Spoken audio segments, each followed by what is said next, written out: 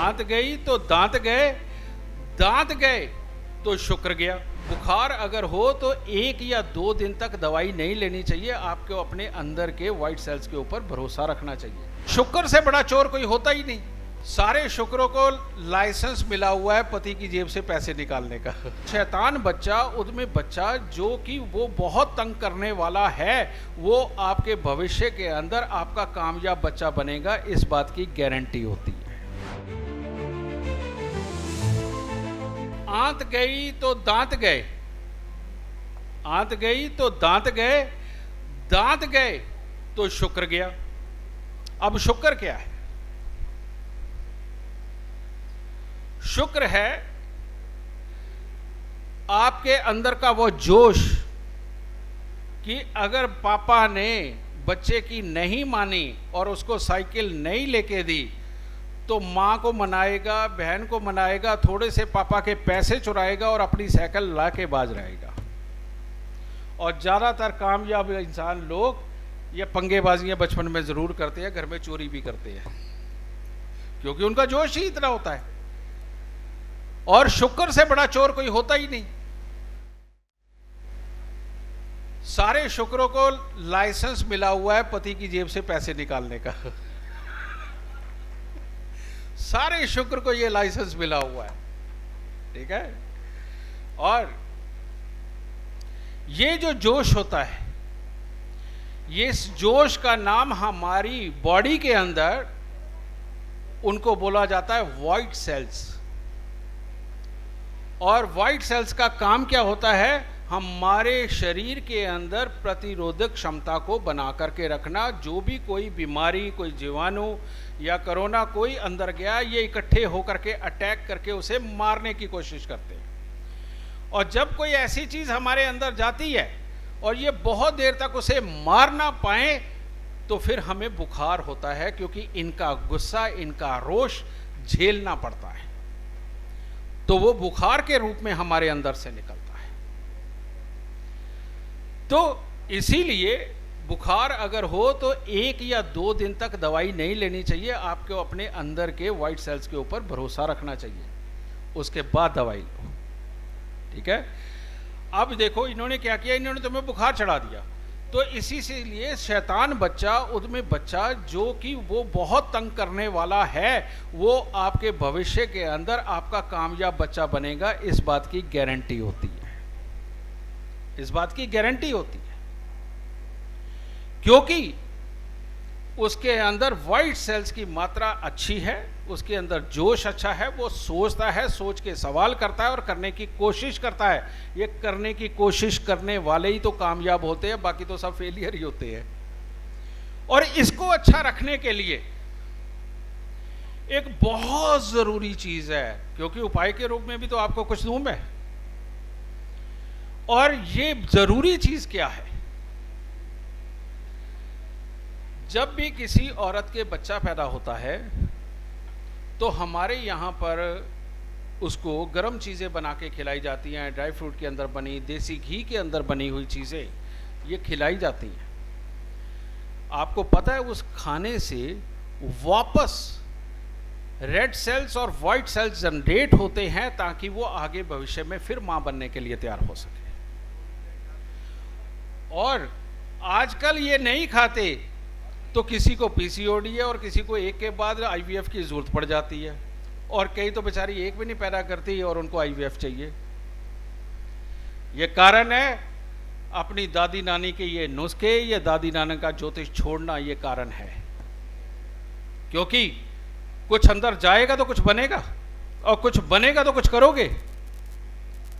तो ये शुक्र को जगा के रखना बेहद जरूरी है। इसीलिए सर्दियों के अंदर माएँ भी अपने पुत्रों को स्पेशली तौर पे ये पिन्नियाँ बना करके खिलाती हैं, ताकि मेरा पुत्र पूरे जग से लड़ करके, जीत करके, कमा करके घर पे लेके आए और उनका जीवन अच्छा चलाए।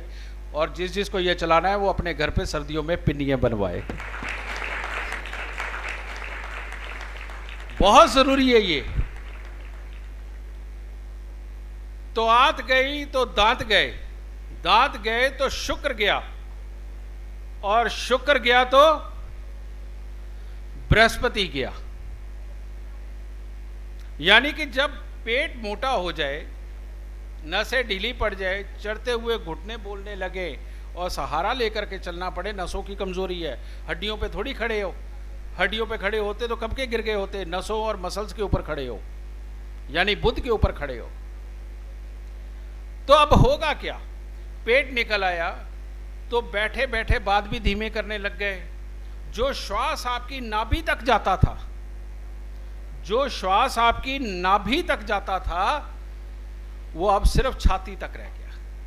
आप बैठे बैठे बस यहीं पे श्वास लेने लगे।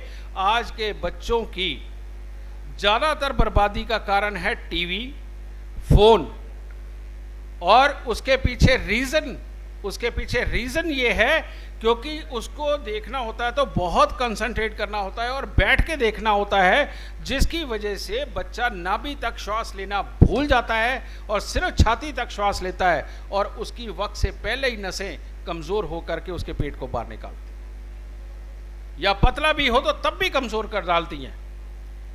इसकी वजह से सारा मामला बिगड़ता है। और जिसको ऐसा होने लगता है तो बृहस्पति ज्ञा की सिम्टम्स क्या होते हैं?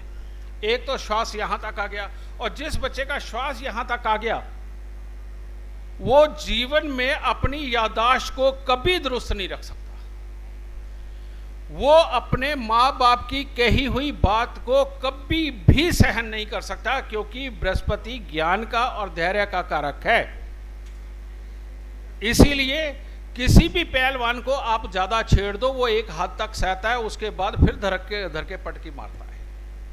तो जिसमें ताकत होगी उसमें सहन करने की शक्ति भी ज्यादा होगी, और ये बृहस्पति के कारण पैदा होती है। एक ये तो हाल हुआ ही, दूसरा ये हो गया कि माँ बाप ने अपने बच्चों को सुखी रखने के लिए इतने अच्छे अच्छे एसी लगा दिए, लेकिन बिजली के खर्च से डरते हैं तो खिड़कियां दरवाजे बंद रखते हैं।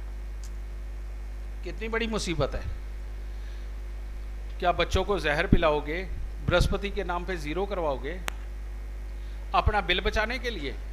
और अगर बिल भरने की आप में कुव्वत नहीं है भाई, तो एसी हटवा दो ना, बच्चा वैसे ही बहुत स्वस्थ रहेगा, है?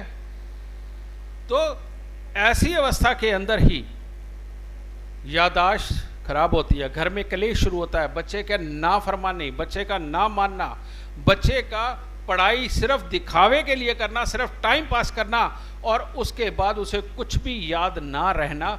यहां से ये पंगा शुरू होता है। इसीलिए ज्यादातर बहुत अच्छी अच्छी पदवी के बच्चे गांव देहात से आते हैं, जिनके घर पे पंखा भी नहीं होता, इसीलिए वहां से आते।